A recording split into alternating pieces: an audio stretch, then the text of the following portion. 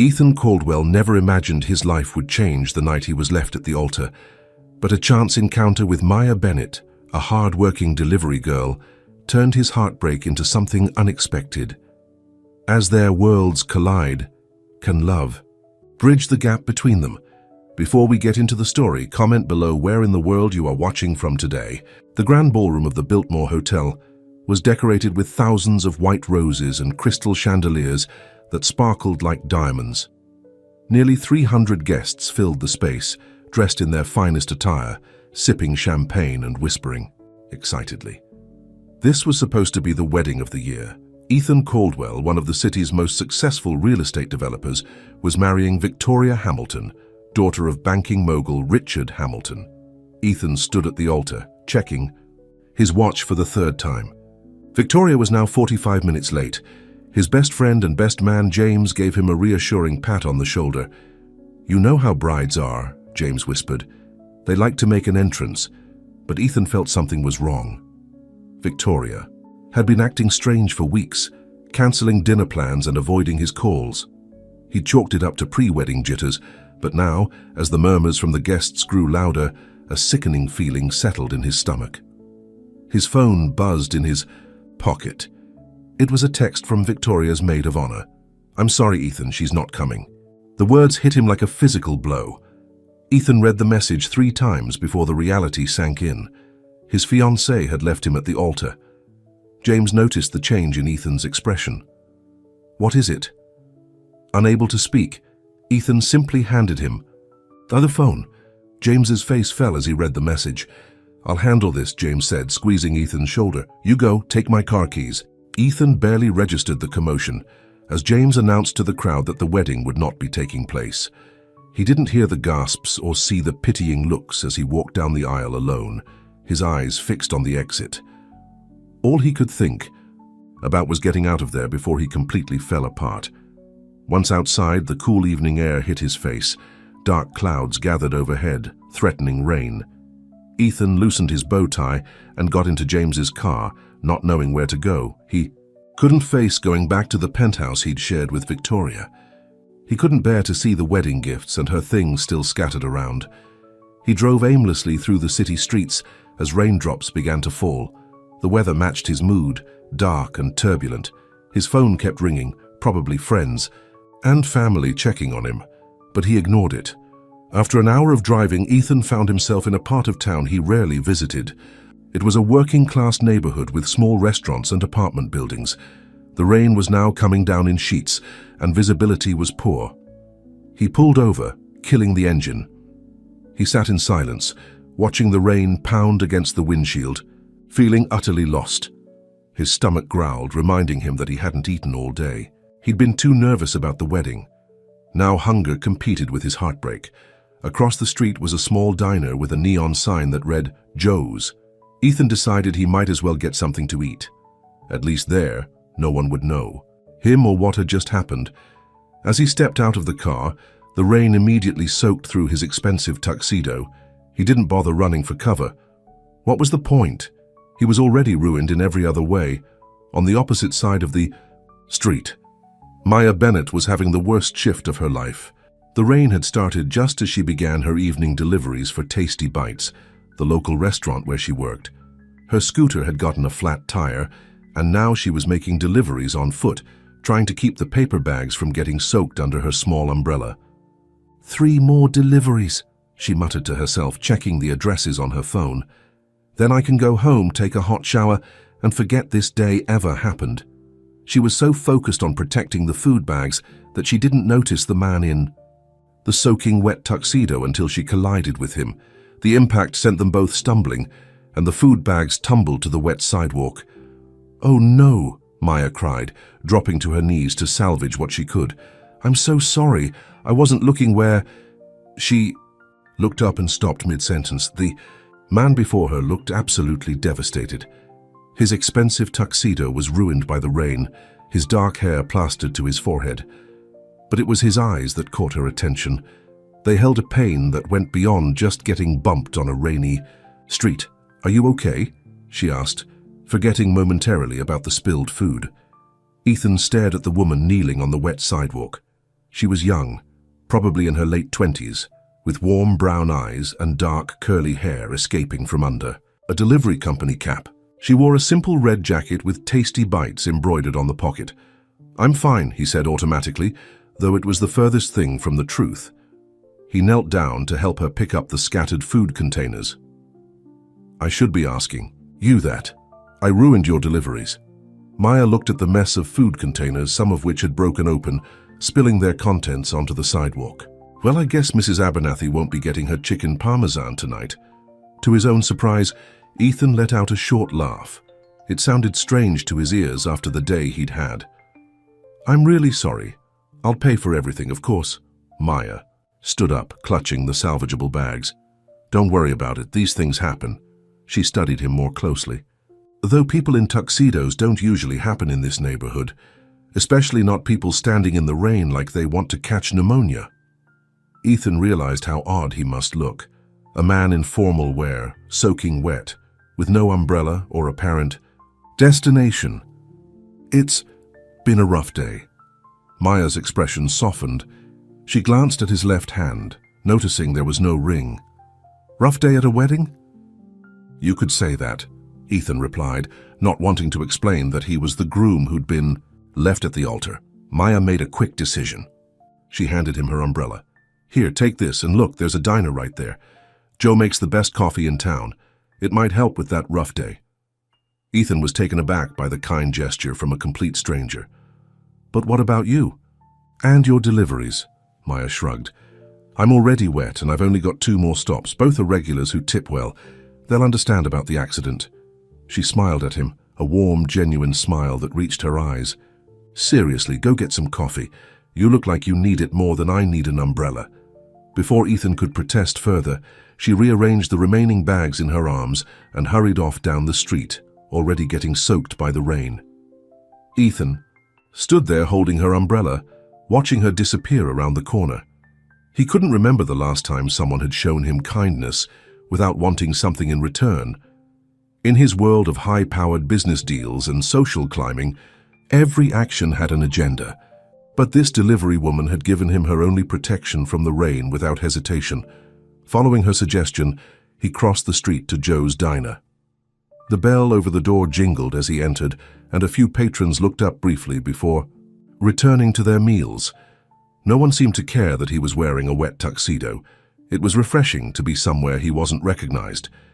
He slid into a booth by the window, set the borrowed umbrella aside, and ordered coffee from a waitress named Dot. As he warmed his hands around the mug, he found himself thinking about the delivery woman. He hadn't even asked her name. 2 days later, Maya was sorting delivery orders at Tasty Bites when her boss, Tony, called her over. "Hey, Maya, got a special delivery for you. Some fancy address uptown." Maya frowned, looking at the order slip. "That's outside our usual delivery zone," Tony shrugged. "Guy offered an extra $50 for delivery. Said he specifically wanted you to bring it." "Me?" Maya was confused. "Did they leave a name?" "Ethan something. Said you'd know who it was." Maya tried to place the name, then remembered the man in the tuxedo from a few nights ago. "Tall guy? Dark hair? Looks like he models suits when he's not getting drenched in the rain." Tony laughed. "Didn't meet him, just took the order over the phone. But he did sound like one of those smooth-talking uptown types." Curiosity got the better of Maya. After loading the order onto her scooter, which now had a new tire, she headed to the address, a luxury high-rise in the wealthiest part of the city. The doorman eyed her suspiciously until she mentioned Ethan's name, then directed her to the penthouse. Maya's stomach fluttered with nerves as she rode the private elevator. What kind of man lived in a place like this? And why had he asked for her specifically? When the elevator doors opened directly into a massive penthouse apartment, Maya gasped. Floor-to-ceiling windows offered a panoramic view of the city. The furnishings were sleek and modern, obviously expensive. "Hello," she called out, stepping hesitantly into the space. Ethan appeared from what looked like a home office, dressed in a casual but clearly designer button-up shirt and slacks. He smiled when he saw her, and Maya was struck by how different he looked when he wasn't soaking wet and miserable. "You came," he said, sounding genuinely pleased. "I wasn't sure if you'd be the one to deliver it." Maya held up the food bag. 1. Order of chicken parmesan. Seemed appropriate considering what happened to Mrs. Abernathy's dinner the other night. Ethan laughed, a warm sound that transformed his face. I still have your umbrella. That's actually why I ordered. I wanted to return it and thank you properly. He retrieved the umbrella from a closet and handed it to her, along with an envelope. What's this? Maya asked. To cover the cost of the ruined food and deliveries, and a thank you for your kindness. It meant more than you know. Maya took the umbrella but hesitated at the envelope. The food wasn't that expensive and the company covered it anyway. Please, Ethan insisted. It's the least I can do. Reluctantly, Maya took the envelope and tucked it into her jacket pocket. An awkward silence fell between them. So, Maya said finally, did things get better after that rough day? Ethan's expression clouded slightly. Not really. But the coffee at Joe's did help. Maya smiled. Told you. Would you like to stay for a coffee now? Ethan asked suddenly. I make a pretty decent cup myself. Maya should have said no. She had other deliveries to make. This man was clearly from a different world than hers, but something in his eyes, a lingering sadness, a loneliness she recognized, made her nod. I have 20 minutes before my next delivery, she said. Ethan's smile returned, brighter than before. 20 minutes is a start. As he led her to the kitchen, neither of them realized that those 20 minutes would be the beginning of something that would change both their lives forever. 2 weeks had passed since Maya's first visit to Ethan's penthouse. What had started as a 20-minute coffee break had somehow turned into a regular occurrence. Ethan kept ordering from Tasty Bites, always requesting Maya as his delivery person. Each time he invited her to stay for coffee, and their conversations grew longer. Maya learned that Ethan owned Caldwell Development, one of the city's most successful real estate companies. He was in the middle of building a new luxury hotel downtown, a project that kept him busy day and night. But he never talked much about his personal life, and Maya didn't pry. Today, Maya was running late for her shift at Tasty Bites. She rushed into the restaurant, tying her apron as she entered. You're 15 minutes late, Bennett, Tony said, though his tone wasn't angry. He'd always had a soft spot for Maya, who was his most reliable employee. Sorry, Tony. My sister's kid was sick and I had to drop her at the doctor before coming in. Tony nodded, understanding. He knew Maya helped take care of her sister's children whenever she could. It's fine, but heads up. Your favorite customer called again. Wants a delivery at 7. Maya felt her cheeks flush. He's not my favorite. Customer? Tony grinned knowingly. Sure, that's why you fix your hair every time you deliver to him. I do not, Maya protested, though she knew it was true. She couldn't help wanting to look nice around Ethan. There was something about him that made her heart beat faster, even though she knew someone like him would never seriously be interested in someone like her. At 7 o'clock sharp, Maya arrived at Ethan's building. By now the doorman knew her by name and waved her straight through to the private elevator. When the doors opened to the penthouse, she was surprised to find the lights dimmed and the dining table set with candles and fine china. Ethan?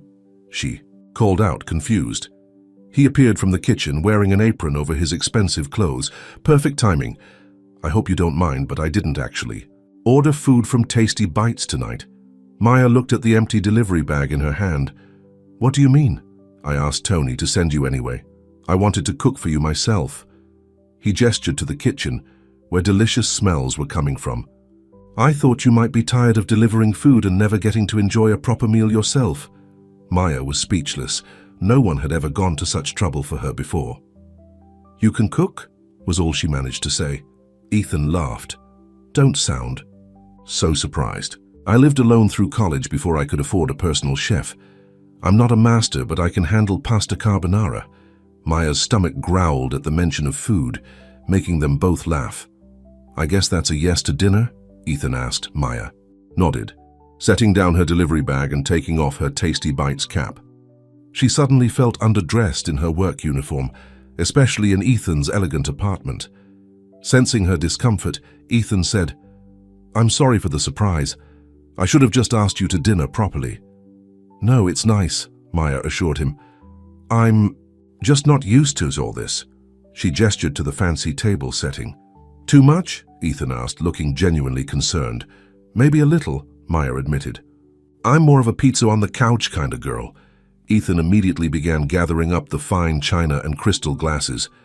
Pizza on the couch it is, then. Wait, what are you doing? You went to all this trouble. And now I'm untroubling it, Ethan said with a smile. I want you to be comfortable, Maya. That's more important than any fancy dinner setting. 20 minutes later, they were sitting on his plush sofa, eating pasta carbonara from regular plates and drinking wine from simple glasses. Maya had never felt so relaxed in his apartment before. This is really good, she said, savoring the creamy pasta. Where did you learn to cook like this? My grandmother, Ethan replied. She believed every man should know how to make at least one impressive meal. Smart woman. She was, Ethan agreed, a fond smile on his face. She raised me after my parents died. Car accident when I was 10. Maya's heart ached for him. I'm sorry. That must have been hard. Ethan nodded. It was. But my grandmother was amazing. Worked 2 jobs to put me through college. Everything I have now I owe to her. Is she still... Maya trailed off. She passed away 5 years ago, Ethan said softly. Heart attack. I'd just bought this place, was going to move her in with me so she could finally retire in comfort. Maya reached out and squeezed his hand. She'd be proud of you. I hope so, Ethan said. Then, as if catching himself being too vulnerable, he quickly changed the subject. What about your family? Maya took a sip of wine before answering. It's just me, my sister Lisa, and her 2 kids. Our parents moved to Florida after retirement. They send postcards of their beach walks while we freeze through winter here. She laughed, but there was a hint of sadness in it. Lisa's husband left her 2 years ago, so I help out with the kids whenever I can. That's why you were late today. Maya looked surprised. How did you know I was late? Tony mentioned it when I called. Said you were helping your sister. My nephew had an ear infection. Lisa couldn't miss work again or she might lose her job, so I took him to the doctor. Ethan studied her face. You're a good person, Maya Bennett. I'm just doing what family does, she said with a shrug. Not everyone would, Ethan replied. Trust me, I know plenty of people who wouldn't inconvenience themselves for anyone, family or not. An image of Victoria flashed in his mind, how she'd always been too busy with her social calendar to meet his grandmother during her final years. He pushed the thought away. After dinner, they moved to the balcony with their wine glasses. The city lights sparkled below them like earthbound stars. It's beautiful up here, Maya said, gazing out at the view. So different from my neighborhood. Where? Do you live? Ethan asked, realizing he'd never asked before. West Side District, small apartment above a laundromat. Nothing fancy, but it's mine. I'd like to see it sometime, Ethan said. Maya laughed. Right. I'm sure you'd love my collection of mismatched furniture and the constant smell of fabric softener from downstairs. I'm serious, Ethan insisted. I want to see your world, Maya. The sincerity in his voice made her heart skip a beat, but a warning voice in her head reminded her not to get too attached. Men like Ethan didn't end up with women like her. This was probably just a temporary distraction for him, a novelty that would wear off. It's getting late, she said, finishing her wine. I should go. Ethan looked disappointed but didn't press the issue. I'll call you a car. I can take the subway, Maya protested. It's past midnight. Please, let me make sure you get home safely. 2. Tired to argue, Maya agreed. As they waited for the car to arrive, an awkward silence fell between them. Thank you for dinner, Maya finally said. It was really nice. We should do it again, Ethan suggested. Maybe next time you could choose the place. Maya hesitated. Being here in his penthouse was one thing, they were isolated from the outside world, but being seen in public with him was different. I don't know, Ethan. What's wrong? He asked, looking genuinely confused. Maya sighed. Look, you're you, and I'm me. We come from different worlds. I don't care about that, Ethan said firmly. Maybe you don't, but everyone else will, Maya replied. I've seen enough movies to know how this ends. The rich guy has his fun with the working class girl, then eventually goes back to dating socialites who know which fork to use at fancy restaurants. Ethan's expression hardened. Is that what you think this is? Me having fun with you? I don't know what this is, Maya admitted. That's the problem. Before Ethan could respond, his phone buzzed with a notification that the car had arrived. We're not done with this conversation, he said as they rode the elevator down. Outside, a sleek, black car waited at the curb. Ethan opened the door for Maya. I'll call you tomorrow, he promised. Maya nodded, not trusting herself to speak. As the car pulled away from the curb, she looked back to see Ethan still standing there, watching her go. The next morning, Maya was sorting through deliveries at Tasty Bites when Tony called her into his office. What's up? She asked, noticing his serious expression. He handed her a tabloid magazine. You might want to see this. On the cover was a blurry photo of Maya leaving Ethan's building the night before. The headline read, "Jilted Billionaires. New delivery girl fling." Maya's blood ran cold as she flipped to the article inside. There were more photos, her entering Ethan's building on different days, always in her Tasty Bites uniform. The article was worse than the photos. It described how Ethan Caldwell, still nursing his wounds after being left at the altar by socialite Victoria Hamilton, had been seeking comfort with an unknown delivery girl. It speculated about whether Maya was a rebound fling, or if Ethan was slumming it to spite his ex. Left at the altar, Maya whispered, the pieces finally clicking into place. That explained the tuxedo in the rain, his reluctance to talk about his personal life, the sadness she sometimes caught in his eyes. You didn't know? Tony asked gently. Maya shook her head. He never said anything about it. Her phone buzzed with a text from Ethan. I just saw the tabloid. I'm so sorry, can we talk? Maya didn't respond. Her mind was reeling with this new information. Ethan had been about to get married when she met him. His fiancée had left him at the altar, and now the press was painting Maya as some kind of a rebound fling. Take the day off, Tony suggested. This will blow over. But Maya knew better. Things like this didn't just blow over in the real world. Her phone was already filling with texts from friends who'd seen the tabloid. Even her sister had called, demanding to know if she was really dating that rich guy from the news. By the time Maya reached her apartment, there were 2 photographers waiting outside her building. She ducked her head and rushed past them, ignoring their questions about her relationship with Ethan. Once inside her small apartment, she locked the door and slid down against it, finally letting the tears come. She'd been right to be cautious. Getting involved with someone like Ethan Caldwell could only lead to heartbreak, not just because of their different backgrounds, but because he was clearly still dealing with his own pain. Her phone rang again. Ethan's name flashed on the screen. After a moment's hesitation, she answered. Maya, his voice was filled with concern. Are you okay? I've been trying to reach you. Did you know there are photographers outside my apartment? She asked, her voice tight with anger. I'm so sorry, Ethan said. I never thought they'd follow you home. Well, they did, Maya snapped. And now everyone I know has seen that tabloid calling me your delivery girl fling. There was a pause before Ethan spoke again. I should have told you about Victoria. Yes, you should have, Maya agreed. Finding out from a tabloid that you were left at the altar isn't exactly how I wanted to learn about your past. I wanted to tell you, Ethan insisted. I just didn't know how. I was embarrassed, and then the more time passed, the harder it became to bring it up. Maya wiped away a tear.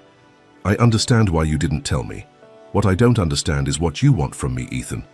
If you're just looking for someone to help you forget her, that's not it, Ethan interrupted. Maya, you're nothing like Victoria. That's what I love about you.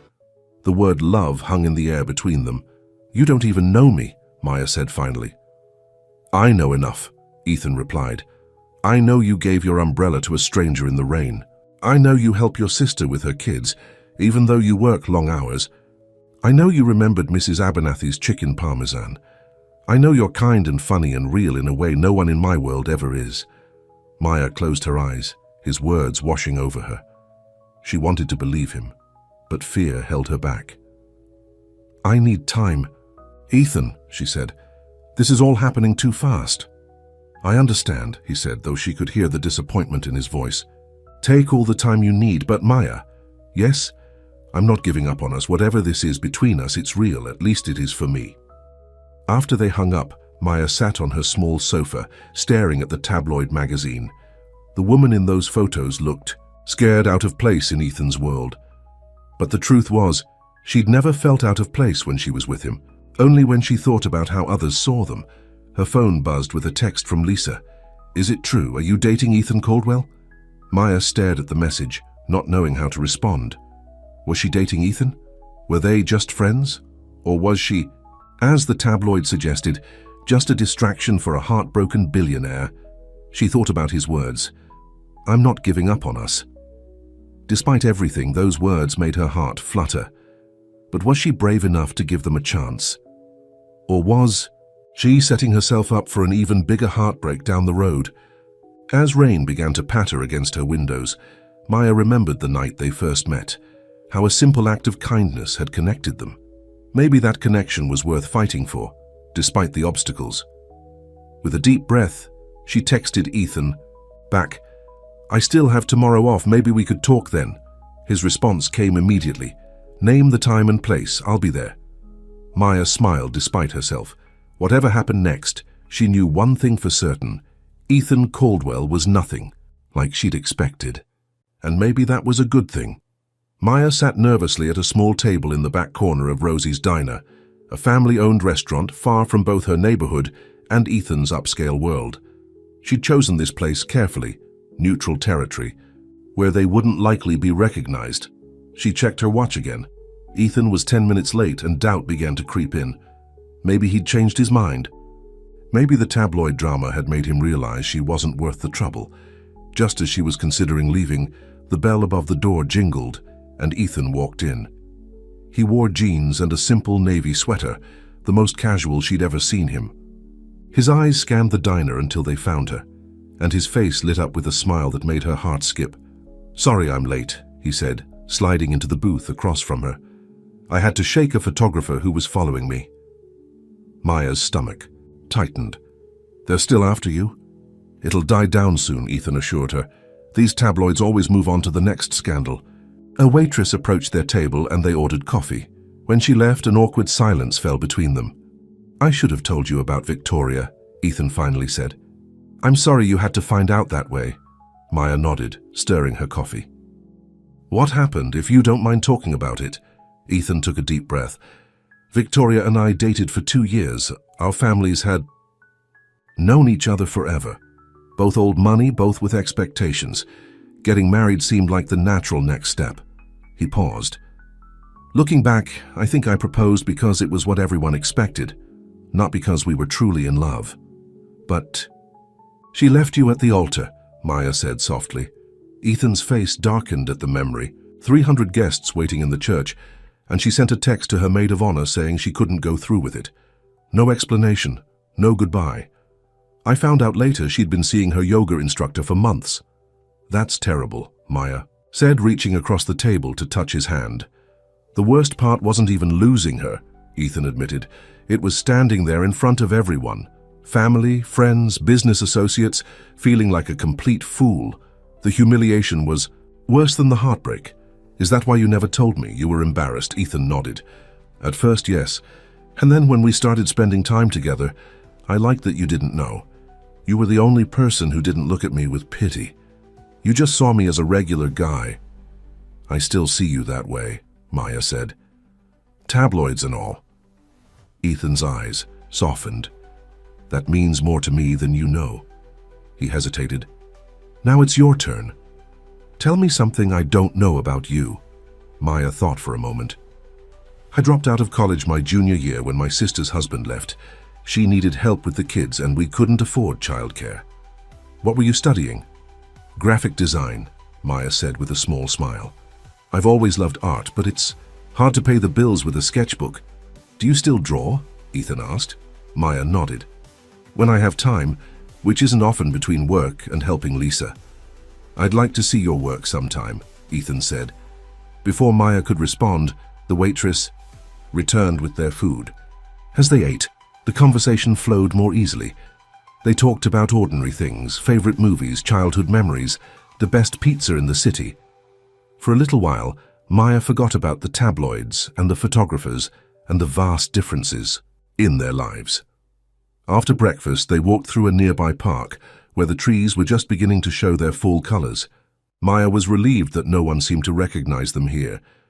"What happens now?" she asked as they sat on a bench overlooking a small pond. "What do you want to happen?" Ethan countered. Maya sighed. "I don't know. This whole situation is so complicated. Those photographers outside my apartment, my co-workers seeing me in a tabloid. It's overwhelming." "I understand if it's too much," Ethan said, his voice tight. "The last thing I want to do is make your life harder." "That's not what I meant," Maya said quickly. I need to know what this is, Ethan. Is this just a distraction for you? A way to forget Victoria?" Ethan turned to face her fully. "Maya, look at me. This has nothing to do with Victoria. From the moment you gave me your umbrella in the rain, something changed for me. You showed me kindness when I was at my lowest, without wanting anything in return. That doesn't happen in my world." "And what about our different backgrounds?" Maya pressed. "You live in a penthouse, I live above a laundromat. You run a massive company, I deliver food on a scooter." "None of that matters to me," Ethan insisted. "It might not matter to you now," Maya said. "But what about a month from now, 6 months? What happens when your friends and business associates start asking why you're dating someone like me instead of someone from your social circle?" "Someone like you?" Ethan repeated, his brow furrowing. "You mean someone kind, genuine and hardworking? Someone who takes care of her family and puts others first? Those are exactly the qualities I want in a partner, Maya." His words made her heart swell, but doubt still lingered. "It won't be easy, Ethan. The best things rarely are," he replied, taking her hand. "All I'm asking is that we give this a chance. We'll take it slow, one day at a time. And if the attention gets to be too much, we'll figure it out together." Maya looked down at their intertwined fingers. His hand was warm and strong around hers, and despite all her reservations, being with him felt right. "Okay," she said softly. "One day at a time." Ethan's face broke into a smile that made her heart flutter. He leaned forward and kissed her gently, a brief touch of his lips against hers that held the promise of much more. When they parted, Maya couldn't help smiling. "So what does one day at a time look like?" "Well," Ethan said, standing and pulling her up with him, "today I thought we might visit that art supply store I saw on the way. Here, I think someone mentioned she likes to draw." Maya laughed, feeling lighter than she had in days. "You don't have to buy me things, you know." "I know," Ethan said, slipping his arm around her waist. "But I want to see you draw. Consider it selfish interest." As they walked toward the art store, Maya leaned into his side, allowing herself to enjoy the moment without worrying about tomorrow. For now, this was enough. The next few weeks passed in a blur of stolen moments and tentative steps forward in their relationship. True to his word, Ethan took things slow, respecting Maya's need for space and privacy. The tabloids eventually lost interest when a celebrity couple announced their divorce, and the photographers disappeared from Maya's apartment building. Ethan began visiting Maya's small apartment above the laundromat, bringing takeout and watching movies on her old TV. To her surprise, he seemed completely at ease in her modest home, even becoming friendly with Mrs. Chen, the elderly woman who owned the laundromat downstairs.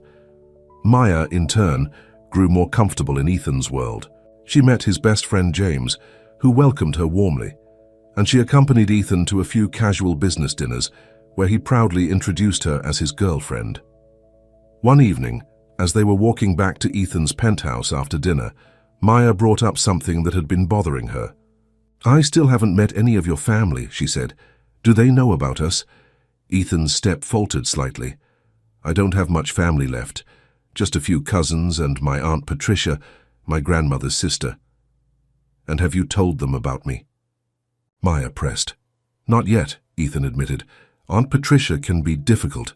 She was very close with Victoria's family and she took the wedding disaster pretty hard." Maya tried to hide her disappointment. "I see." Ethan stopped walking and turned to face her. "It's not what you think. I'm not hiding you, Maya.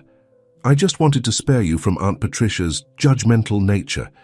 She has very specific ideas about who I should be with." "Someone like Victoria," Maya guessed. Yes, Ethan sighed, but I don't care what she thinks. You're the one I want to be with. Before Maya could respond, Ethan's phone rang. He glanced at the screen and frowned. It's James. He never calls this late unless it's important.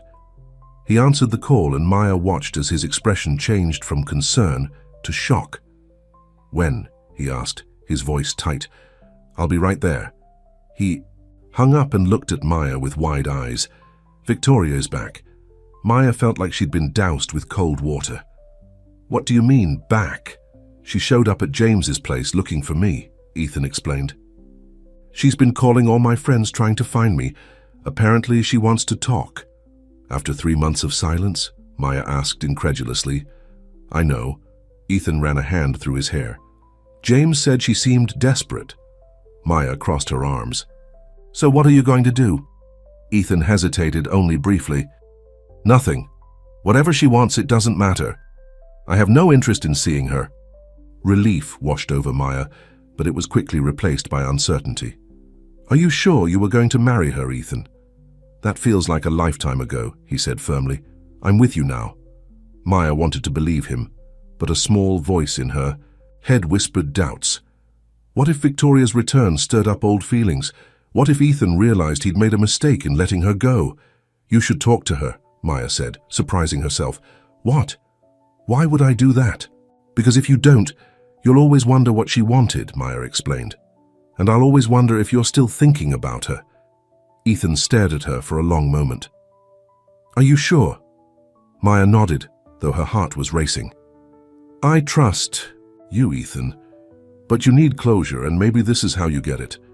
I already have closure, Ethan insisted. The moment I met you. Maya smiled despite her fears. Just talk to her.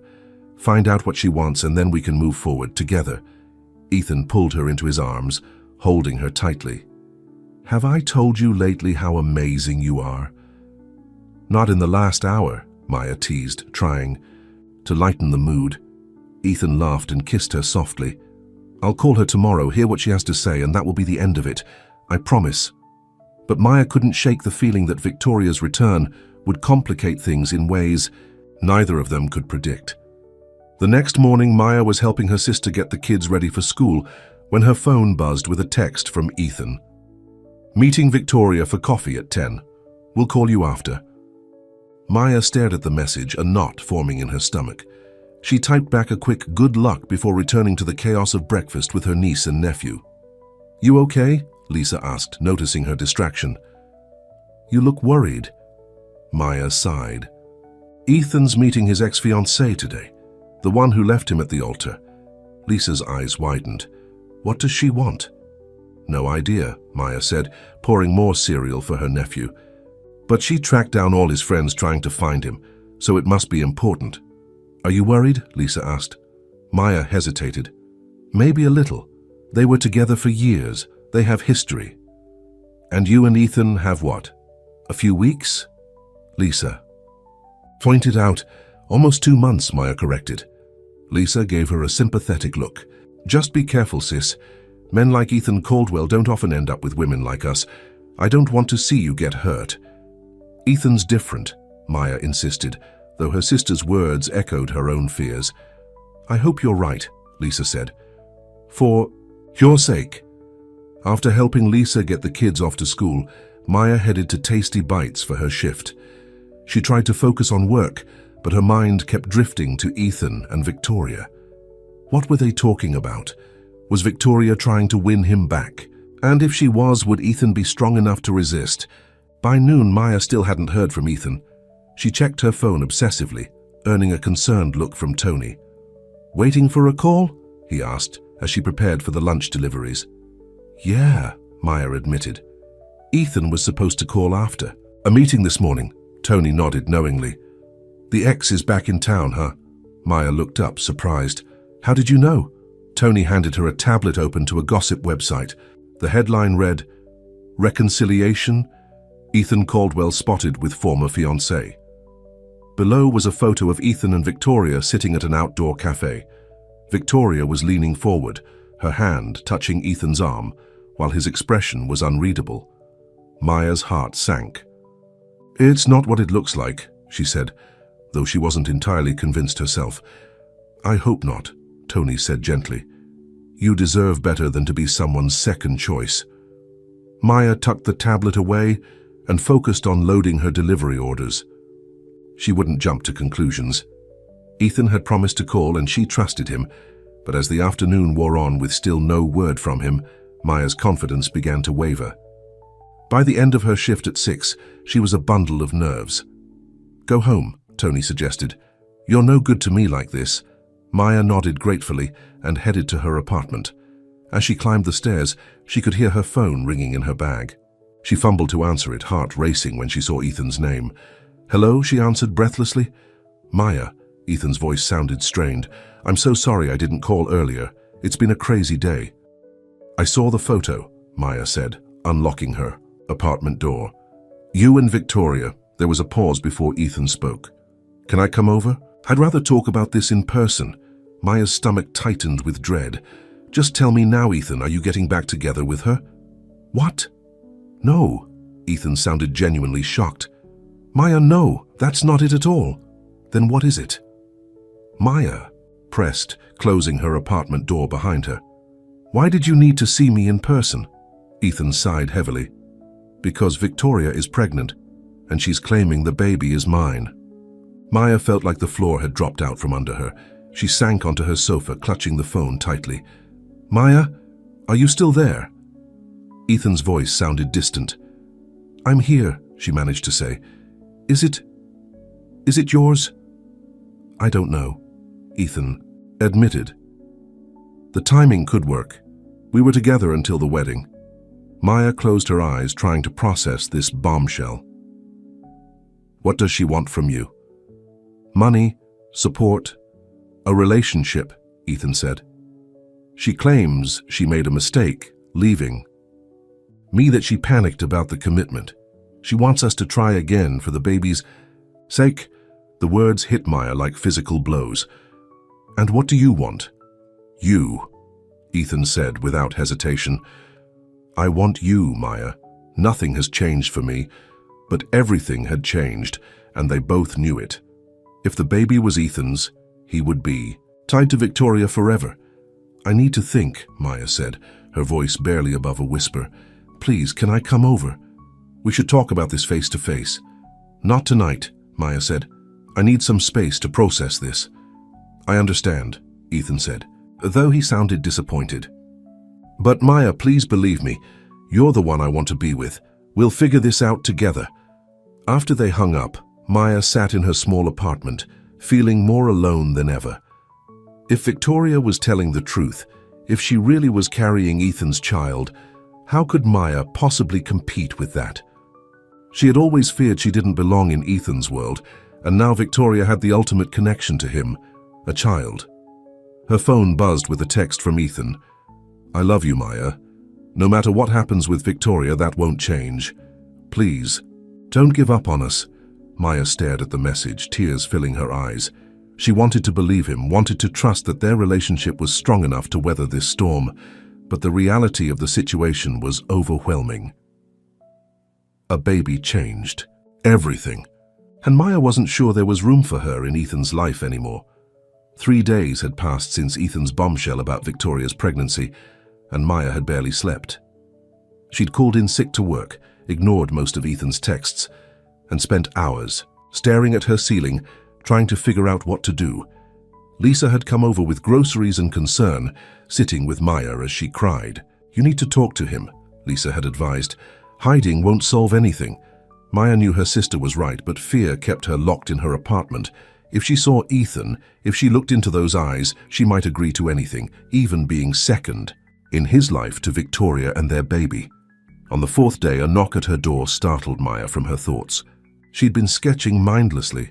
Her art supplies spread across her small kitchen table, a gift from Ethan that she'd been using more in the past few days than ever before. Assuming it was Lisa again, Maya opened the door without checking, only to find James, Ethan's best friend, standing in her hallway. "James?" Maya said, surprised. "What are you doing here?" "Ethan doesn't know I'm here," James said quickly. "May I come in?"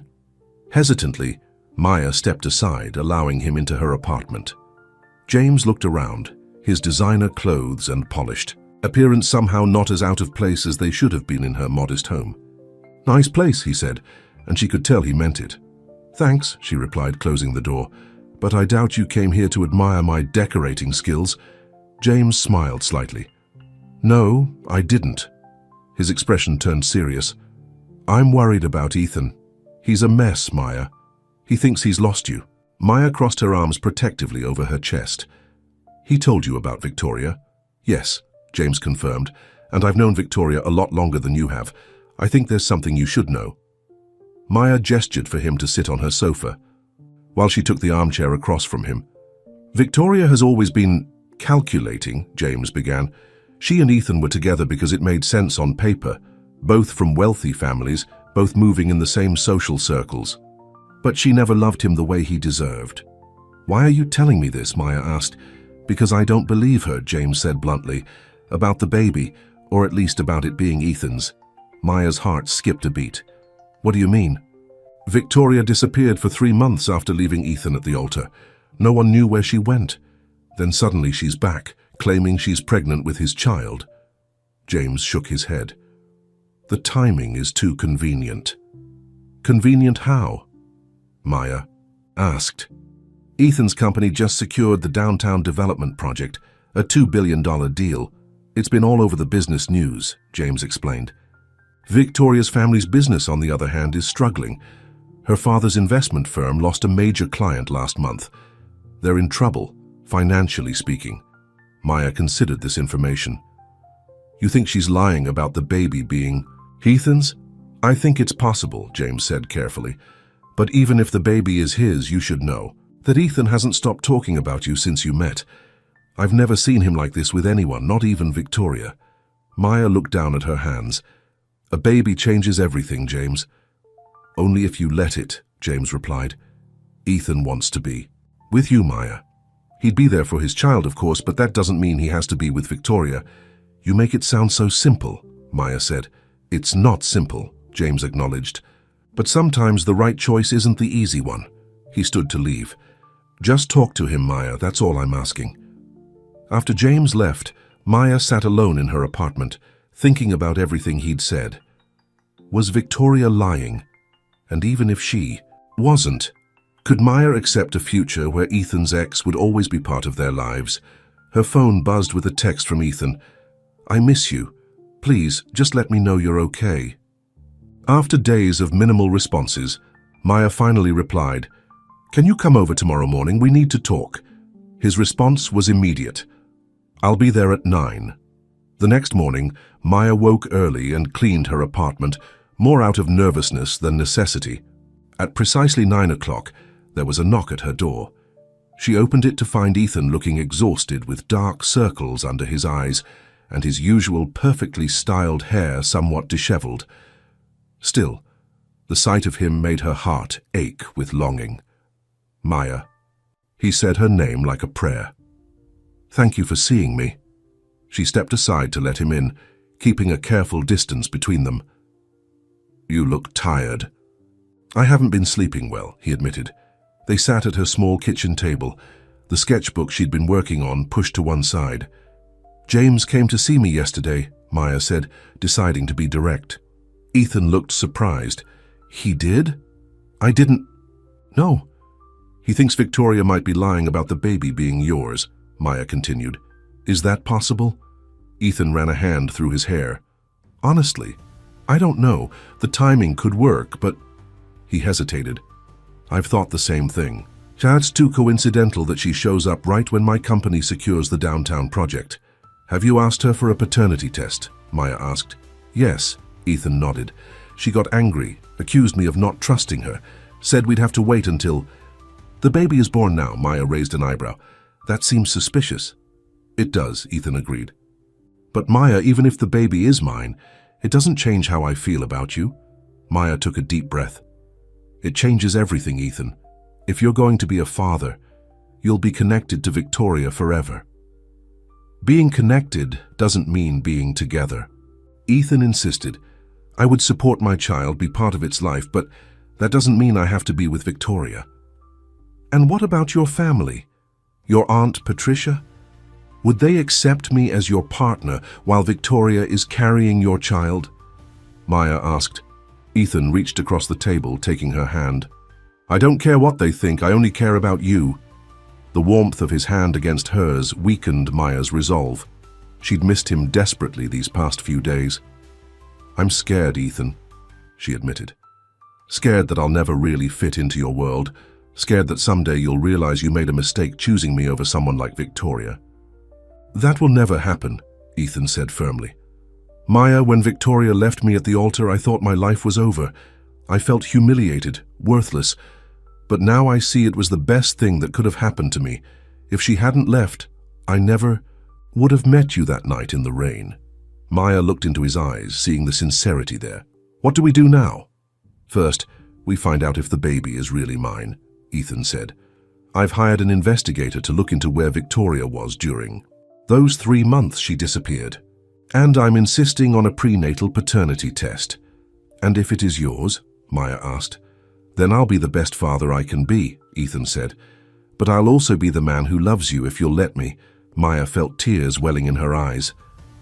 I've never felt this way about anyone before. It terrifies me. Ethan stood and moved around the table, kneeling beside her chair. It terrifies me too. But not being with you terrifies me more. He took both her hands in his. I love you, Maya Bennett. I love your kind heart, your strength, the way you care for your family. I love that you gave your umbrella to a stranger in the rain. I love watching you draw, seeing your face light up when you talk about art. I love that you don't care about my money or my status. Maya's tears flowed freely now. I love you too, she whispered. Ethan pulled her into his arms, holding her tightly, as if afraid she might disappear. Then, we'll face whatever comes together. The next few weeks were a whirlwind of emotions and revelations. Victoria reluctantly agreed to a prenatal paternity test after Ethan's lawyer got involved. The results wouldn't be available for another week, but Ethan's private investigator had already uncovered some interesting information. Victoria was in Miami for those 3 months, Ethan told Maya as they sat on his balcony one evening, staying at the beach house of her yoga instructor, the same man she'd been seeing before our wedding. Maya squeezed his hand. So, James might be right? We'll know for sure soon, Ethan said, but regardless of what the test shows, I want you to know something. He pulled a small velvet box from his pocket, and Maya's heart nearly stopped. Ethan, she breathed, what are you doing? I'm not proposing, he said quickly, opening the box to reveal a delicate silver key. Not yet, anyway. This is a key to my apartment. I want you to move in with me, Maya. Maya stared at the key, her mind racing. Ethan, I don't know. Hear me out, he said. I know it's a big step, but these past weeks have shown me that I can't imagine my life without you in it. I want to fall asleep next to you every night and wake up with you every morning. What about my sister, the kids? I help them so much, Maya protested. Lisa and the kids can visit whenever they want, Ethan assured her. There's plenty of room. And if you're worried about the commute to Tasty Bites, I understand. You don't have to answer right now. Maya took the key, turning it over in her fingers. It's not just the practical concerns, Ethan. It's your world is so different from mine. I'm still not sure I belong in it. You belong with me, Ethan said simply. The rest doesn't matter. Before Maya could respond, Ethan's phone rang. He checked the screen and frowned. It's my lawyer. He answered the call, listening intently. Maya watched as his expression changed from concern to shock to relief. Thank you, he said finally. Yes, I understand. Keep me updated. He hung up and turned to Maya, a smile spreading across his face. The lab expedited the paternity test. The baby isn't mine, Maya. It's not my child. Maya felt a wave of relief wash over her, followed immediately by guilt for feeling relieved. Are you okay? I'm better than okay, Ethan said. I'm free. We're free. What will happen to Victoria? Maya asked. According to my lawyer, she's already left town again. I doubt we'll hear from her anytime soon, Ethan said. But honestly, I don't care about Victoria anymore. I only care about us, about our future. Maya looked down at the key in her hand, then back at Ethan. Ask me again, she said softly. Ethan took her hands in his. Maya Bennett, will you move in with me? Will you let me show you every day how much I love you? Maya smiled through happy tears. Yes, she said. Yes to all of. 2 months later, Maya stood in what was now their bedroom, packing the last of her clothes from her old apartment. She'd finally given notice to Mrs. Chen, who had tearfully hugged her and made her promise to visit. Ethan came up behind her, wrapping his arms around her waist. Need any help? I think I've got it, she said, leaning back against his chest. It's not like I had that much stuff. Have you heard from Lisa about tomorrow night? Ethan asked. Maya nodded. She and the kids will be here at 6. She's still nervous about meeting your Aunt Patricia. So am I, Ethan admitted with a laugh. But it's time. All the important people in my life should know each other. After Victoria's deception had been revealed, Ethan had finally told his aunt about Maya. To everyone's surprise, Patricia had requested a meeting, insisting on hosting a family dinner. What if she hates me? Maya asked, voicing her deepest fear. She won't, Ethan assured her. But even if she does, it doesn't change anything between us.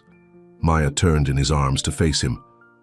I never thought this would happen to me, she said. Finding someone like you, being this happy. I'm the lucky one, Ethan insisted. If Victoria hadn't left me at the altar, if it hadn't rained that night, if you hadn't been making deliveries in that neighborhood. A lot of coincidences, Maya agreed. Or fate, Ethan suggested. Maybe we were always meant to find each other. The next evening, Maya stood nervously in the foyer of Patricia Caldwell's elegant townhouse. Lisa and her children waited beside her, all dressed in their best clothes. Ethan squeezed her hand reassuringly as the door opened. Patricia Caldwell was a tall, elegant woman in her 70s, with silver hair swept into a perfect chignon and piercing blue eyes that reminded Maya of Ethan's. Aunt Patricia, Ethan said, stepping forward to kiss her cheek. Thank you for hosting us. I'd like you to meet Maya Bennett, her sister Lisa, and Lisa's children, Emma and Jack. Patricia studied Maya with an appraising gaze that made Maya want to fidget. Instead, she stood, tall, and met the older woman's eyes. So, Patricia said finally, you're the delivery girl who stole my nephew's heart. Aunt Patricia, Ethan warned. But to everyone's surprise, Patricia smiled. It's about time, she said. Victoria was never right for you, Ethan. Too concerned. With appearances, not enough substance. She turned to Maya. Do you love my nephew, Miss Bennett? Yes, Maya said without hesitation. Very much. Patricia nodded, satisfied. Good. Now come in, all of you. Dinner is getting cold. As they followed Patricia into the dining room, Ethan leaned close to Maya's ear. See? Nothing to worry about. The dinner was surprisingly pleasant. Patricia was charming with Lisa's children, showing them her collection of antique music boxes. She asked Maya intelligent questions about her art, showing genuine interest when Maya mentioned she was considering taking graphic design classes again. After dessert, while Lisa was helping the children get their coats, Patricia took Maya aside. I want to show you something, she said, leading Maya to a small study off the main hallway. Inside, the walls were covered with beautiful paintings, landscapes, portraits, still lifes. These are amazing, Maya said, admiring the artwork. My sister, Ethan's grandmother, painted them, Patricia explained. She was an artist, like you. She never got to pursue it professionally. In those days, women of our social standing had limited options, but she painted every day of her life. Maya was touched by this connection to Ethan's past. He told me how much he loved her. She raised him to value what truly matters, Patricia said. Not money or status, but kindness, integrity, love. She turned to Maya with a surprisingly gentle expression. I see those qualities in you, Maya. You make him happy in a way Victoria never did. Thank you, Maya said, genuinely moved. That means a lot to me. He'll need your strength in the years to come, Patricia continued. The business world can be cold and calculating. He needs someone to remind him of what's real. I'll try, Maya promised. Patricia smiled. I believe you. Will, she took Maya's hand. Welcome to the family, my dear. Later that night, as Maya and Ethan walked along the river near their apartment building, Maya told him about her conversation with Patricia. She showed me your grandmother's paintings, Maya said. They're beautiful. She would have loved you, Ethan said, just like Aunt Patricia does. Maya laughed. I wouldn't go that far. I would, Ethan insisted. She invited you to her charity gala next month. She's never invited anyone I've dated before, not even Victoria. They stopped at a bench overlooking the water, the city lights reflecting on its surface like stars. Ethan seemed suddenly nervous. What is it? Maya asked. I was going to wait, he said. I had this whole plan, dinner at that little diner where we had our first real conversation. But right now, with you looking so beautiful, with everything finally falling into place. He dropped to one knee and Maya's heart began racing. I'm not doing this because of Aunt Patricia's approval, or because we live together now, Ethan said, taking a small box from his pocket. I'm doing this because meeting you that night in the rain was the best thing that ever happened to me. Because I can't imagine spending a single day without you for the rest of my life. He opened the box to reveal a beautiful but modest diamond ring. Maya Bennett, will you marry me? Maya's eyes filled with tears of joy. This man, this kind, loving man, who had crossed social boundaries and faced scandal to be with her, was offering her his heart, his name, his future. Yes, she whispered. Yes, I'll marry you. Ethan slipped the ring onto her finger, then stood and pulled her into his arms, kissing her deeply. When they finally broke apart, Maya rested her head against his chest, listening to his heartbeat. You know, she said thoughtfully, we should probably invite Mrs. Abernathy to the wedding. Ethan looked confused. Who? The woman whose chicken parmesan you knocked out of my hands the night we met, Maya explained with a laugh. If it weren't for her dinner getting ruined, we might never have spoken. Ethan joined in her laughter. Absolutely, she'll have a place of honor. As they walked home hand in hand, Maya thought about how much her life had changed in just a few months. From a chance encounter in the rain to a love that crossed social divides, their story had been anything but ordinary. What are you thinking about? Ethan asked. Noticing her thoughtful expression, Maya smiled up at him. I was just thinking that sometimes the wrong turn leads exactly where you need to go. Ethan squeezed her hand. And sometimes getting caught in the rain is the luckiest thing that can happen to you. As they reached their building, Maya paused to look up at the night sky. Stars were visible despite the city lights, reminding her that even in the darkest moments, beauty was always present. If you knew where to look, Ethan had been that light for her, unexpected and bright. And now their future stretched before them like an open road, full of possibility and promise. Maya had spent years delivering food to strangers, never imagining that one rainy night she would deliver much more than that to a man in a soggy tuxedo. She had delivered kindness, understanding, and ultimately love, and in return, Ethan had delivered her heart back to her, stronger and more complete than ever before.